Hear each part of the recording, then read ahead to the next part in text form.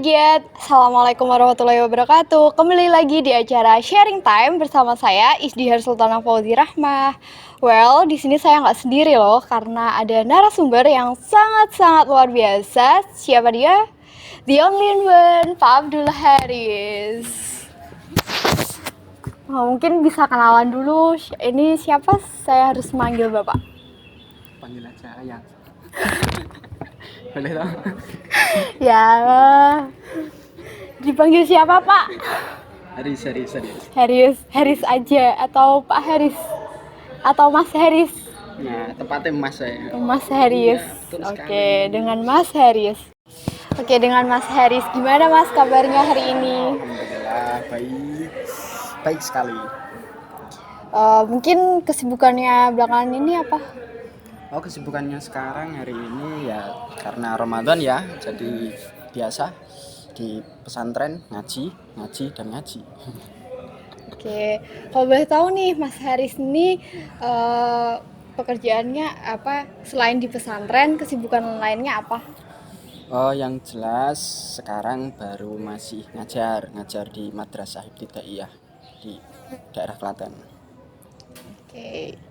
Ya, tadi kan Mas Haris bilang ya kalau Mas Haris tuh lagi di pondok gitu kan, tinggalnya di pondok. Kesibukannya tuh bisa dijelaskan mungkin apa sih yang Mas Haris lakuin di pondok tuh selain menjadi santri apa? Atau pengurus pondok atau gimana? Selain jadi santri, saya di situ ditugaskan sebagai pengurus. Terus saya juga ada kegiatan namanya mengajar di MI di Klaten tepatnya. Nah, pondok itu sebenarnya coraknya adalah pondok pesantren bercorak tasawuf. Modelnya model tasawuf. Pondok yang dibangun atau didirikan oleh Profesor Dr. Syamsul Bakri, MAG. Saya belajar di situ dari tahun 2012 sampai sekarang.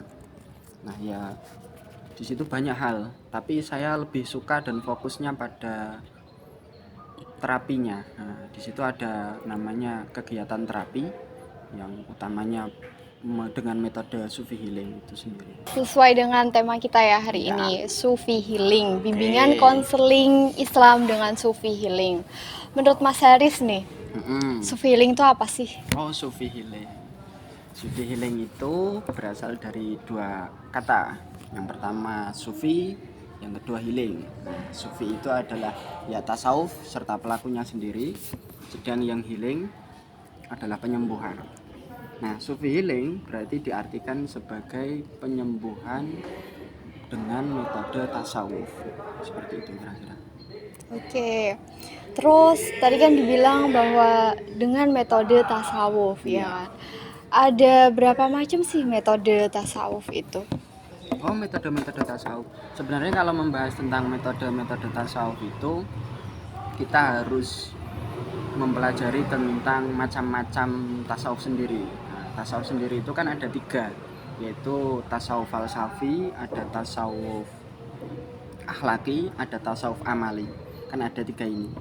Nah, untuk metode Sufi Healingnya itu hanya ada pada 2 metode, jadi pada tasawuf akhlaki sama tasawuf amali. Karena tasawuf falsafi hanya berbicara tentang pemikiran, dia nggak praktek bahasanya. Kalau nggak praktek ya akhirnya tidak digunakan, karena Sufi Healing itu fokus pada sistem praktek.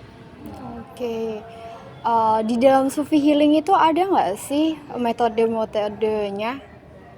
Macam-macam metode gitu? Ya kan tadi bisa dikatakan ada 2 ya, tasawuf akhlaki sama tasawuf amali. Akhlaki itu nanti berbicara tentang keilmuannya hati, tentang perilaku dan seterusnya. Berarti ada namanya bagaimana caranya sabar, bagaimana caranya tawakal, bagaimana caranya qanaah dan seterusnya. Jadi kalau akhlaki tentang perilakunya, tapi kalau amali itu lebih cenderung kepada sistem thariqatnya. Jadi ada namanya sekolah tasawuf. Nah, itu namanya tarekat. Nah, tarekat itu nanti mengajarkan sesuai pengajaran guru-gurunya masing-masing. Jadi seperti itu kira-kira. Oke. Jadi bisa dikatakan bahwa Mas Haris itu juga sebagai terapis. Ya, bisa dikatakan seperti itu. Oke, sebagai terapis dengan metode Sufi Healing, apa sih masalah-masalah yang pernah Mas Haris temuin? Oh, yang pernah saya temui dan saya tangani ya. Sebenarnya problem manusia itu kan hanya ada 3 aspek. Nah, problemnya manusia itu ada 3 aspek. Yang pertama spiritual, yang kedua psikis, yang ketiga adalah fisik. Ada 3 problem itu. Pasti nanti ketika orang bermasalah ya lingkupnya hanya 3 itu terus, di lingkup 3 itu. Nah, penyakit-penyakit itu pasti ada penyebabnya. Enggak hanya misalnya sakit fisik, nah, pasti ada sebabnya apa gitu. Nah, ada beberapa hal dari penyakit itu. Misalnya ada namanya fisik sebab fisik. Nah, ada namanya fisik sebab psikis. Ada yang namanya fisik sebab spiritual dan seterusnya. Sampai berapa nih? Kalau dihitung ya sekitar 9, 9 masalah. Itu dibolak-balik saja. Misalnya nanti ada namanya psikis, penyakit psikis sebab fisik. Ada psikis sebab psikis.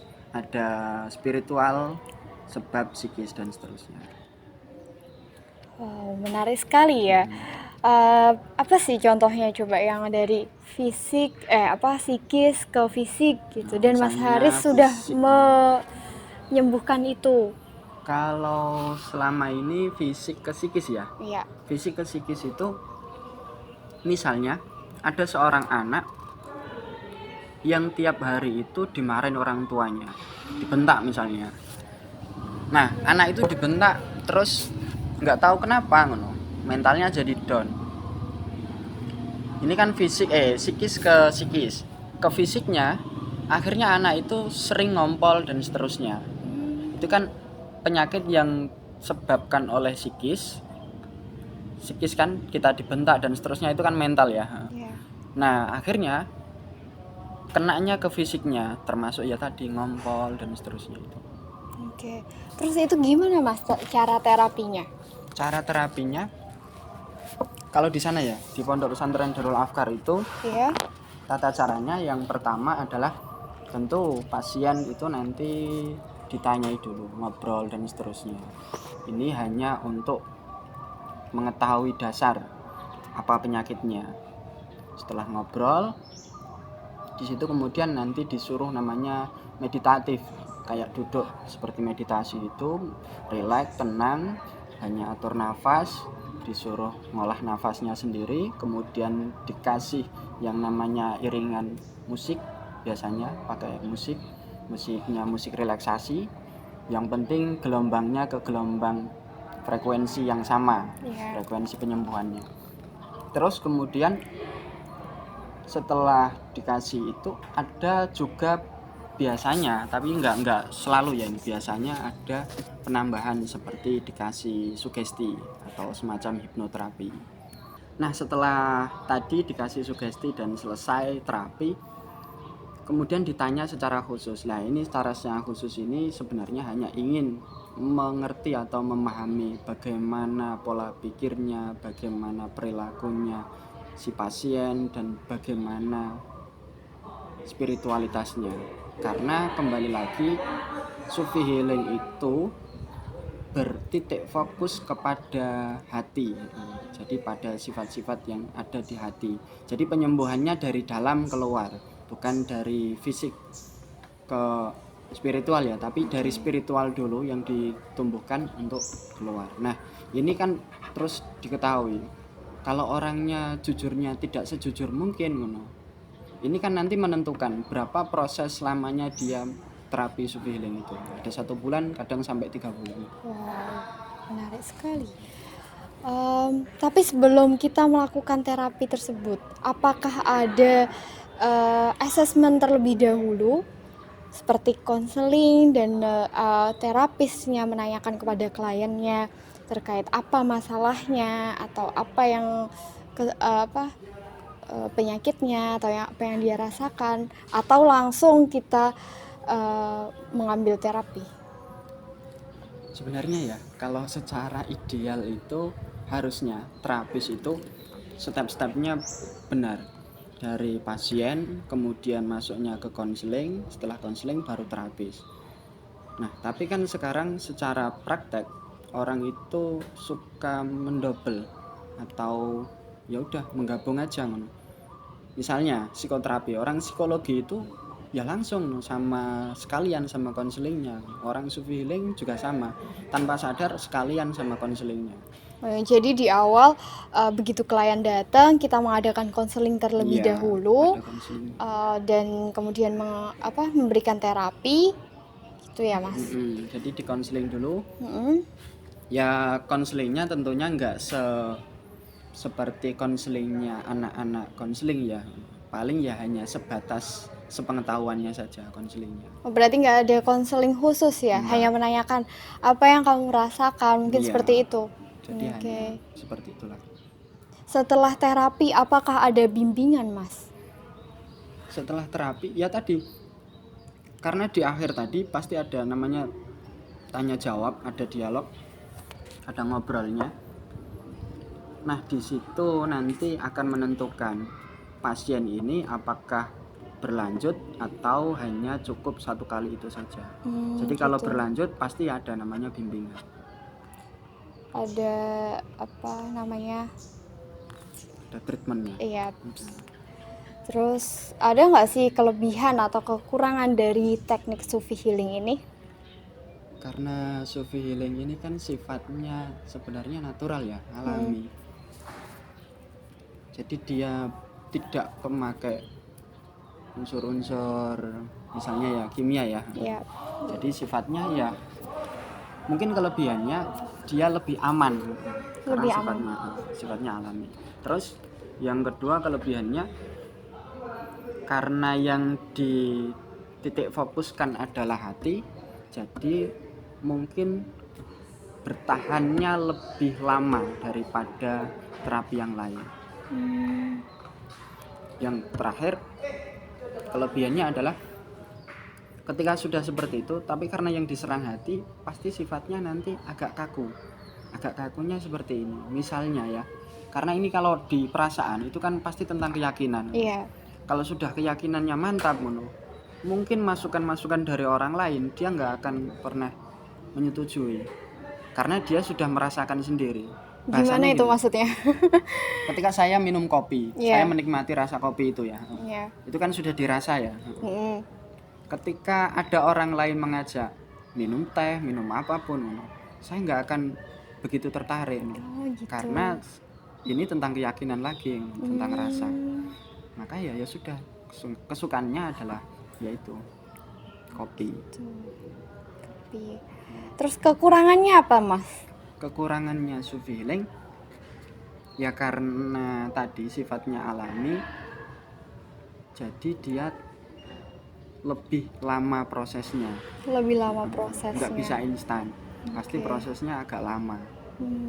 Dan karena yang dirubah juga hati, orang kalau perilaku yang dirubah itu lama, nggak semudah pelajaran yang lainnya. Kalau dirasa itu memang lama.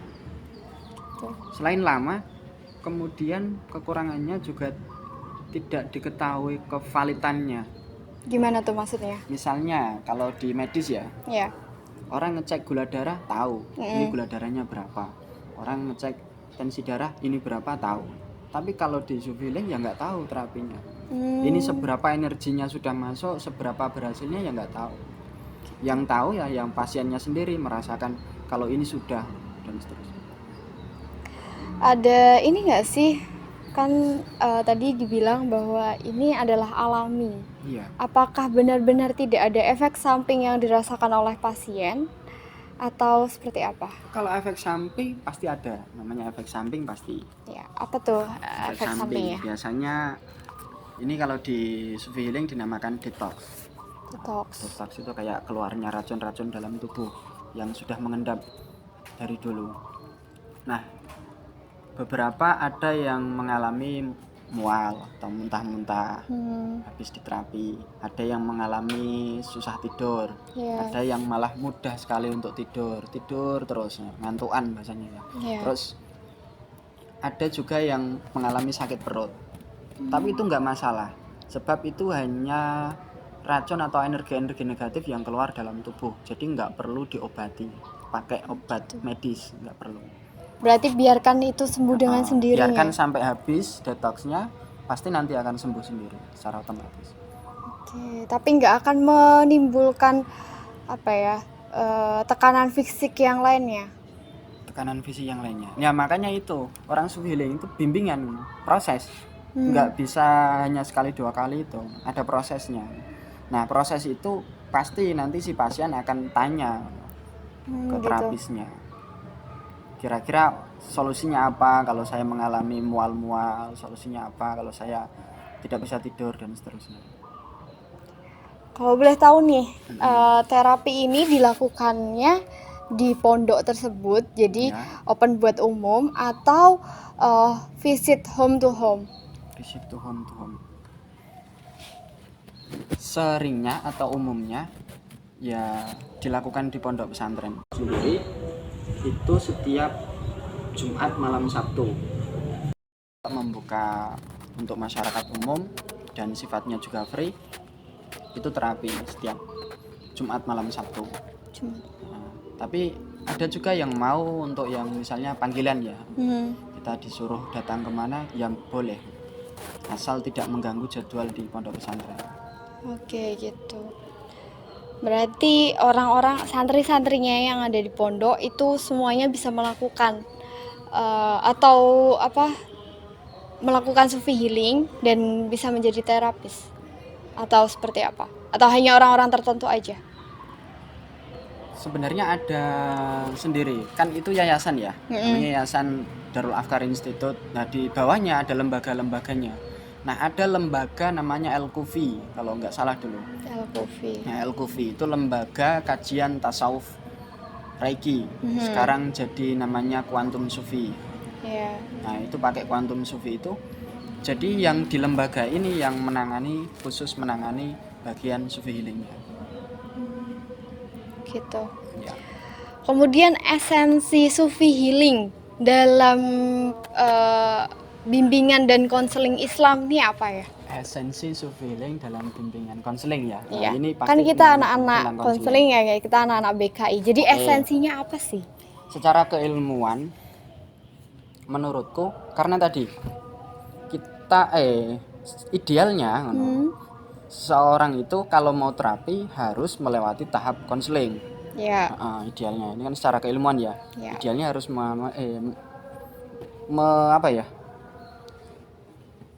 ya sampai tahap konseling ini harus melakukan sampai tahap konseling. Baru setelah di konseling akhirnya kan diusulkan dia masuk ke terapi mana.